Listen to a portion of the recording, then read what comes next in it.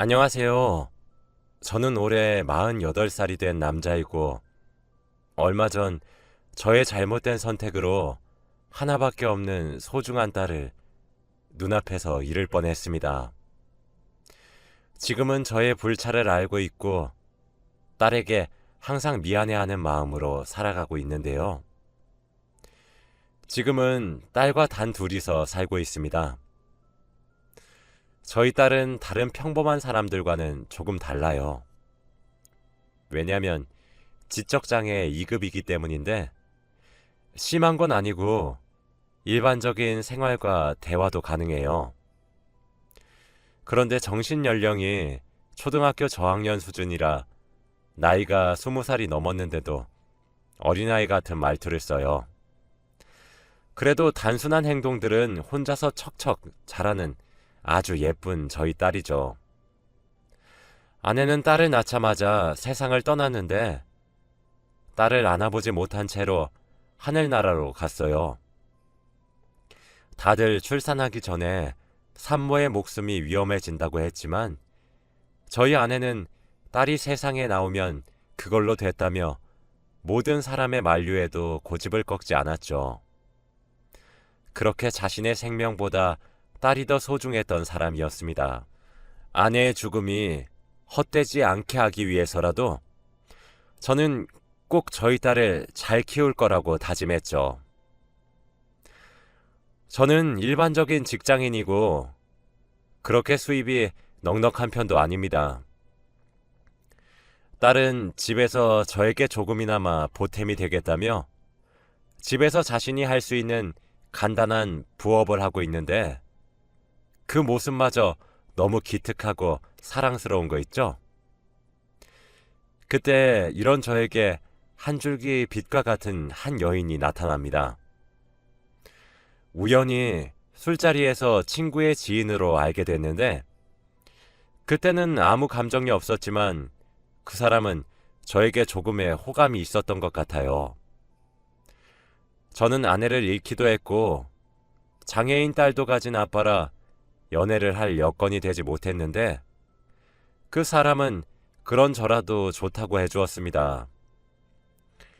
그 사람과 만나는 동안 그 여자는 저희 딸을 정성껏 대해주었고 편견 없이 친절하게 바라봐주는 착한 여자였죠. 저는 그런 여자가 너무 좋았는데, 저희 딸도 엄마가 생긴 것 같다는 말까지 하면서 그 여자를 좋아했어요. 그 사람은 제가 일을 하는 동안 저희 집으로 와서 딸과 함께 딸이 부업을 하는 것을 도와주기도 하고 같이 맛있는 음식을 먹으러 다니기도 하면서 정말 모녀 사이처럼 지냈죠. 항상 혼자 집에 있을 딸아이가 걱정이 되었는데, 옆에서 보호자가 생기니 너무 듬직하더군요. 일이 끝나고 집으로 가면 그 사람과 제 딸은 미리 차려놓은 저녁 밥상이 있는 식탁에 저를 앉혔고 다 같이 오순도순 이야기를 나누며 저녁 식사를 하기도 했습니다. 그 여자는 항상 저녁이 되면 집으로 돌아갔고, 어느 날은 저희 딸이 저에게 다가와서 말을 했습니다. 아빠, 미숙이 이모 우리 엄마 하면 안 돼? 미숙한 언어로 조심스럽게 저에게 말을 하더군요. 저도 나름 좋긴 했지만 딸이 아직은 엄마를 받아들일 준비가 되지 않았다고 생각하고 있었는데, 딸이 그렇게 말을 해주니 너무 기뻤습니다. 그렇게 저희는 짧은 기간 동안 연애를 했음에도 불구하고 부부 사이가 되었답니다. 경제적인 형편이 그렇게 좋지 않았기 때문에 결혼식을 올리지 못해서 저는 아내에게 너무 미안한 마음 뿐이었죠. 그래도 항상 밝게 웃으면서 괜찮다고 말해주는 아내가 너무 감사했습니다. 어떻게 이런 여자가 저에게 왔는지 꿈만 같았죠. 결혼을 한 후에도 아내는 저희 딸을 정말 친딸처럼 대했습니다. 저희는 사실 나이가 조금 있는 편이라 아이를 가질 생각을 하지 못했기 때문에 저희 사이에 아이는 딸밖에 없었죠. 그래도 피 한 방울 섞이지 않은 남의 자식을 그렇게 보듬어 줄 수 있다는 게 너무 존경스러웠습니다. 저희 딸은 정신이 많이 어려서 간혹 떼를 쓰고 고집 피우면서 저희를 힘들게 해요. 그럴 때마다 저도 아빠지만 너무 화가 나는 건 어쩔 수 없죠. 하지만 아내는 웃으면서 딸의 마음을 이해해 주었고 미안하다고 사과를 하기도 했습니다. 그러다 보니 이제는 딸이 저보다 엄마가 더 좋다고까지 하더라고요. 그래도 저는 싫지 않았습니다. 그렇게 같이 산 지 2년이 되어갔고 저희 집은 어느 가정과 다름없는 평범한 집이 되었죠. 그런데 어느 날이었어요. 여보, 내가 요즘 지적장애인 엄마들 모임 다니잖아. 그런데 거기서 엄청 대단한 사실을 하나 알아왔어. 그게 뭔데? 우리 미연이처럼 지적장애 2급인 아이를 가진 엄마가 애를 절에 보냈더니 애가 조금 더 성숙해져서 온 것 같대. 뭐? 아내는 어디서 지적장애 아이를 절에 보내면 지금보다 더 성숙하게 될 것이라는 말을 들었다고 미연이를 절에 보내자고 하더라고요. 그래도 혼자 보내기에는 너무 위험한데. 기간도 짧게 갔다 올 거고 그 절이 지적장애인들이 많이 가는 절이라서 안심해도 돼. 이미 유명한 곳이더라. 그 당시에 저는 아내를 맹신하고 있는 수준이어서 미연이를 절에 보내기로 했죠. 집과 멀리 떨어져서 지내봐야 엄마 아빠가 소중하다는 걸 알 것 같았거든요. 그렇게 미연이가 절에 갔는데 저는 하루가 지나기도 전에 미연이가 너무 걱정이 되기 시작했고 지금 뭘 하고 있는지 궁금해서 연락을 해보려고 했습니다. 안 돼, 여보. 절에 있을 때 가족들이랑 연락하면 아무런 효과가 없다고 했단 말이야. 그래도 부모가 자기 자식 어디서 뭘 하고 있는지는 알아야지. 안 돼. 절은 세상과 단절해서 오로지 자신만 생각해야 하는 곳이라고. 그럼 치료에 효과적이지 못하단 말이야. 아내의 끈질긴 고집 끝에 저는 미연이에게 연락을 하지 못했어요. 그런데 다음 날이 되니까 아내가 저보고 전화번호를 바꾸자고 하고 어디서 사주를 보고 왔는데 제 이름이 좋지 않다면서 이름을 바꾸자고 하고 하다못해 이사까지 가자고 하는 게 아니겠어요. 이렇게 다 바꾸면 미연이가 나중에 우리한테 연락을 어떻게 해? 미연이 돌아오면 다 하자. 응? 안 돼. 지금 얼른 해야 해.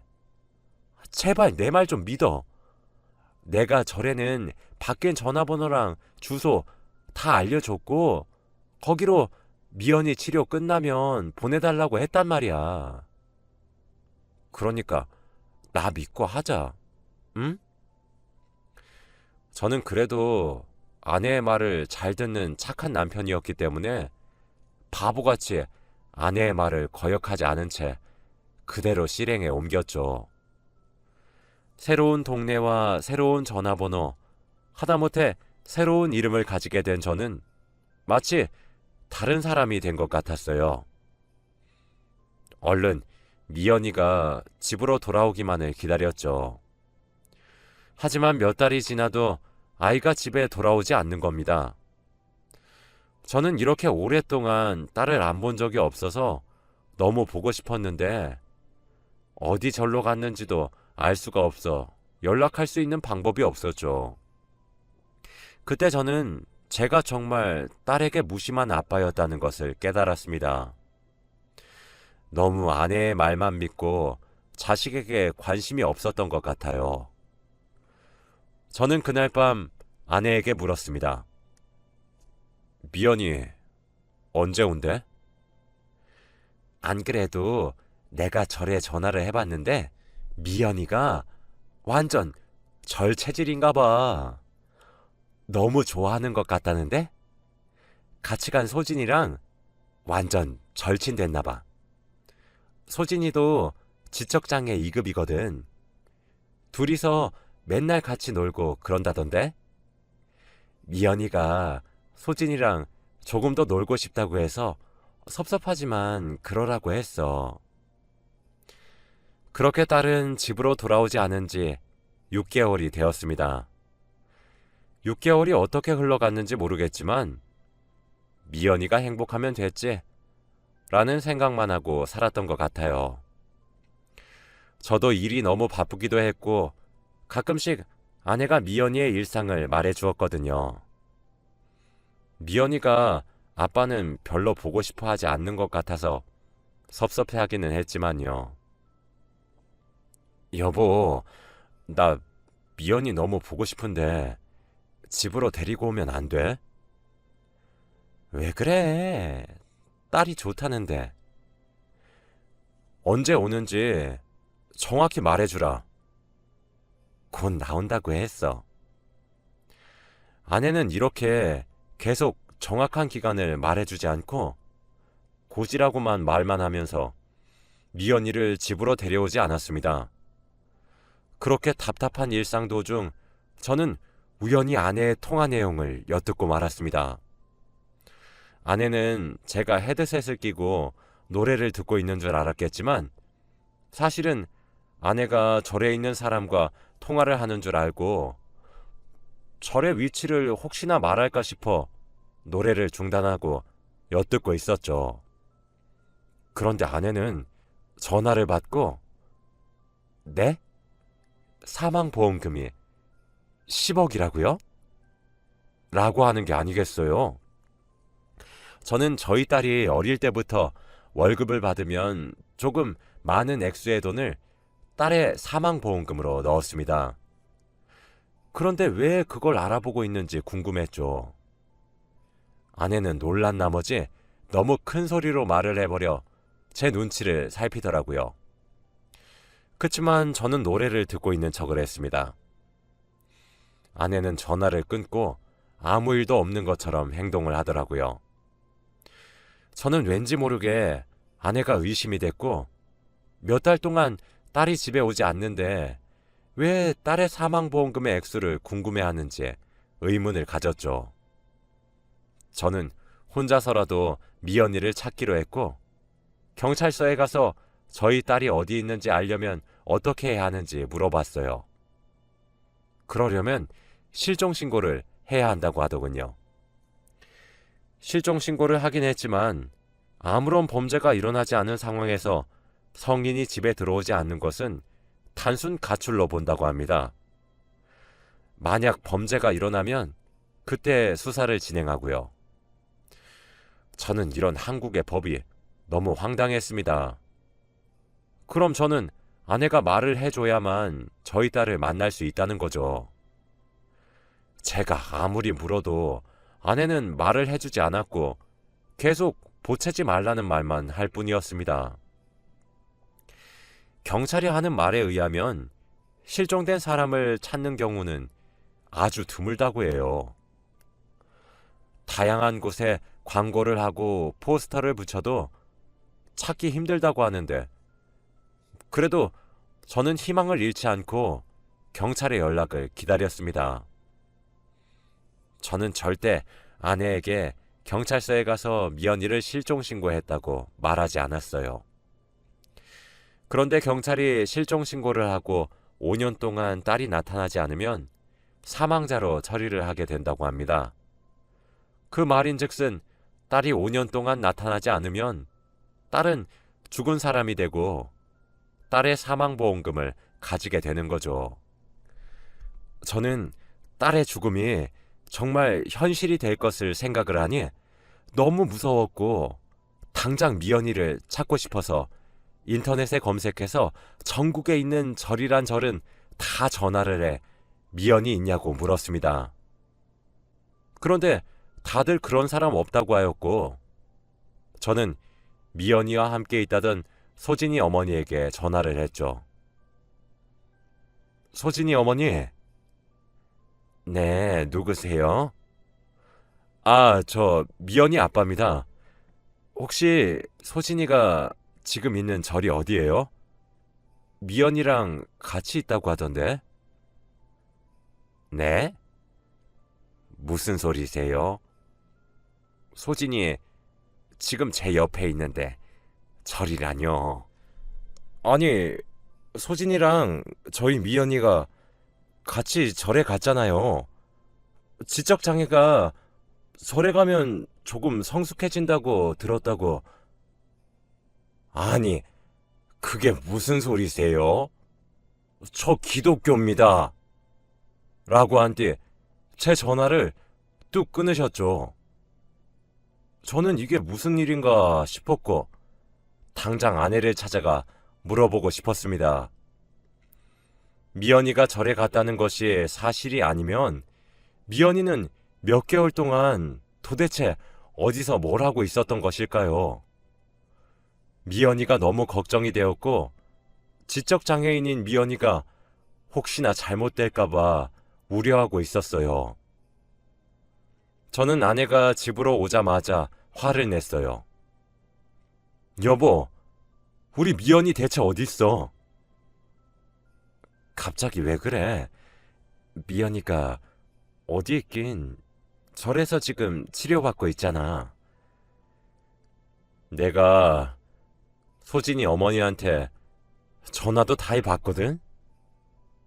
근데 절에 간 적 없다고 기독교라고 하시더라? 대체 어떻게 된 건지 설명해봐. 그러자 아내는 당황을 하기 시작했고 식은땀만 줄줄 흘리고 있었습니다. 아무 말도 하지 않는 아내에게 너무 화가 나서 그만 언성을 높이고 말았네요. 너 말 안 해? 우리 미연이 어디다 팔아먹었어? 라고 화를 냈습니다. 그런데도 그 사람은 입도 뻥끗 안 하더라고요. 저는 말도 통하지 않는 사람과 대화를 나누고 싶지 않아서 얼른 경찰서를 향했습니다. 그런데 경찰은 그래도 어쩔 수 없다는 말 뿐이었어요. 실종이 됐고 어디 있는지 아내분만 아신다면 아내분과 이야기를 나눌 수밖에 없어요. 라고 했습니다. 저는 아무것도 할 수 없는 제 자신한테 너무 화가 났어요. 혹시라도 아내가 미연이를 병원에 입원시켰다거나 장애인 센터에 보냈다거나 하다못해 극단적인 경우까지 생각을 했습니다. 머릿속에서 오만 생각이 다 드니까 제 자신을 주체할 수 없더라고요. 그래서 그날부터 발로 뛰면서 이 동네 저 동네 경찰서를 다 돌았습니다. 정말 거의 1년 동안 미연이를 찾기 위해서 달렸더라고요. 아내는 집에서 살고 있는 것 같은데 저는 대부분 찜질방이나 사우나에서 밤을 보내서 뭐 하고 사는지 모르죠. 저에게는 오로지 미연이가 중요했기 때문에 그 사람과의 이혼 소송을 진행할 여유도 없었습니다. 미연이를 찾는 것이 한시가 급한 상황이었거든요. 저는 미연이를 보지 못한 지 거의 2년 가까이 되어가고 있을 때 한 경찰서에서 연락이 오더라고요. 저기 박미연 양 보호자 되세요? 라는 전화였습니다.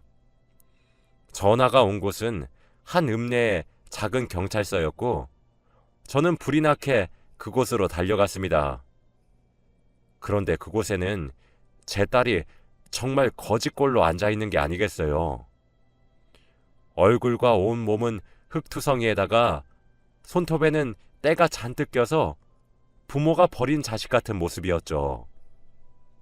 저는 정말 몇 년 만에 본 딸의 모습에 다리에 힘이 풀려서 주저앉았고 딸도 제 얼굴을 기억하는지 저에게 안겨서 서로 같이 껴안고 펑펑 울었습니다. 경찰관 분들에게 저희 딸을 찾아주셔서 정말 감사하다고 인사를 드리고 어떻게 찾으셨나 물어보았어요. 그런데 경찰관이 하는 말은 정말 충격적이었습니다. 작은 읍내다 보니 전부 다 옛날 건물인데 한 주민이 자꾸 반지하에서 울음소리가 들린다며 신고를 했대요. 그 반지하는 너무 낡고 사람이 있을 수 없는 정도의 크기라 경찰관들이 동물이 갇힌 줄 알고 반지하에 갔는데 자물쇠로 잠겨져 있었고 그곳에 문을 열었더니 저희 딸이 있었다고 해요. 정말 작고 낡은 곳인데 밥그릇과 요강 하나가 다였고 지문 조회를 해보니 저희 딸 이름과 주소가 다 나왔다고. 도대체 누가 그곳에 저희 딸을 감금시켰는지 당장 찾아가 죽이고 싶은 마음뿐이었습니다. 그때 경찰관 분께서 아버님, 이런 말을 드리기에는 조금 그렇지만 저희가 조사를 해본 결과 주기적으로 반지하에 가서 따님께 밥을 주고 했던 사람을 근처 CCTV에서 발견할 수 있었는데요. 그 사람이 바로 어머님이세요. 사실은 딸을 찾은 지 3일 정도 되었습니다. 따님이 아버지 전화번호와 이름 그리고 주소를 말하더라고요. 그런데 아버님이 이름도 바꾸시고 전화번호도 바꾸시고 하다못해 이사까지 가셔서 지문으로 찾았습니다. 그때 저희가 보호자로 등록된 분에게 연락을 해봤는데 받지 않으셨고 많이 바빠서 그런가 싶어 주소지로 등록된 동네의 경찰서에 연락해 따님 집에 방문해달라고 했는데 아내분만 있었다고 하더라고요. 그래서 그 경찰관이 이제 딸 찾았으니까 저희 경찰서에 들러서 딸 찾고 실종 신고한 거 해제해달라고 요청을 했는데도 감감무소식이어서 이렇게 아버님께 연락을 드린 겁니다. 너무 늦게 드려 죄송해요. 어머니께서 동네 경찰서에다가 아버지가 딸을 학대한다면서 무조건 딸에 관련된 연락이 오면 자기한테 먼저 알려달라고 했는데 CCTV 영상을 보고 저희가 아버님께 연락을 드린 겁니다. 라고 하셨어요. 저는 경찰분들이 하시는 말에 너무 화가 났고 그 여자를 어떻게 해야 할지 고민했죠. 저에 대한 말도 안 되는 허위 사실을 유포하고 무엇보다 저희 딸을 2년 동안 감금시킨 것도 모자라 보름에 한 번씩 들리며 밥을 주다니요. 제 이름과 전화번호, 집 주소까지 바꾼 것이 바로 저희 딸이 저를 찾지 못하게 하기 위해서 그런 거였습니다. 저는 그때 아내가 보험회사와 전화통화를 한 기억을 떠올렸어요. 아내는 아마 5년 동안 실종신고를 하고 딸을 찾지 못하면 사망자로 등록이 되니까 딸의 사망보험금을 노린 것이 틀림없었습니다. 저는 경찰관과 그리고 딸과 함께 아내가 있는 집으로 돌아갔고 아내는 경찰관들에게 체포되었습니다. 아내의 범죄가 이제 드러났고 정말 다양한 죄목으로 아내는 감옥으로 가게 되었죠. 저는 절대 합의를 해주지 않았고 아내가 감옥에서 평생 썩어가면서 죄를 뉘우치기를 바랬어요. 무엇보다 저희 딸이 지적장애라 말도 잘 못하는데 그 낡은 반지하에서 밑집 사람이 들릴 정도로 하루 종일 울었을 상상을 하니 너무 미안하고 아버지로서 도리를 다하지 못한 것이 죄책감이 들더군요. 앞으로는 오로지 저희 딸을 위해 살고 딸의 행복만을 위해서만 살려고 합니다. 이런 못난 아버지인데도 다 용서해주고 저를 위해주는 딸에게 너무 고마워요. 한눈 팔지 않고 저희 딸만 바라보겠습니다. 제 이야기는 여기까지입니다. 들어주셔서